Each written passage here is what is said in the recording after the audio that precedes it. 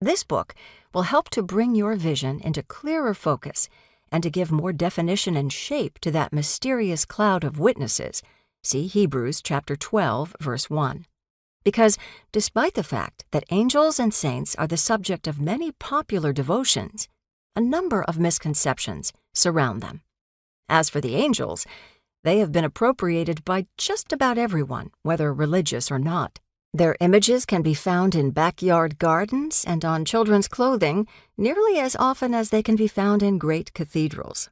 Most misconceptions about angels fall into one of two categories: over-sentimentalization or abstraction. The sentimental angels are seen as fair-haired youths whose only job is to look beautiful, play the harp, and occasionally protect children. On the other extreme, the angels are seen as an abstract theological category so obscure that only the most learned theologians would bother to think about them at all.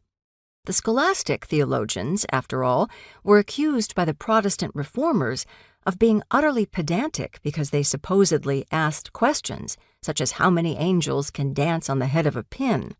But neither of these caricatures accurately represents what the Church believes to be true about angels.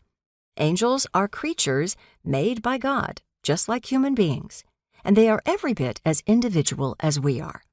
They respond to God in love and do His will. How and why they do this, we shall learn in the course of this book. As for the saints, they likewise fall prey to the fancies of our weak imaginations. The cult of the saints was criticized heavily during the Protestant Reformation as manifesting the worst of Catholic superstition. The saints can sometimes appear to outsiders as the Catholic version of demigods, and their veneration understood as the outpouring of a kind of pagan impulse for hero worship. At best, such practices are left to the unlearned masses. At worst, they are idolatrous distractions from the worship of God.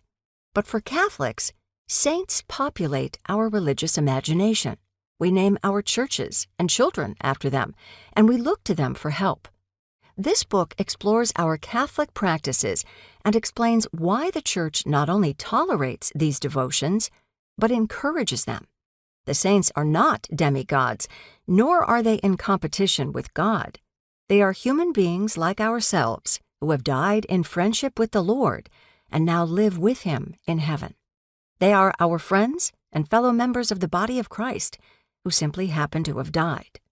As the words of the liturgy cited earlier suggest, the Church's teaching about saints and angels is a beautiful thing, one worth learning not simply so that we can defend it when speaking to non-Catholics, although that is, of course, useful, but also so that we can approach the Mass, our private prayers, and the Church's liturgical calendar with better understanding, and therefore also attend to them with more fervent love. I hope this book will help facilitate this growth in understanding and love as you come to see what the Church has to teach us about the angels and saints of God.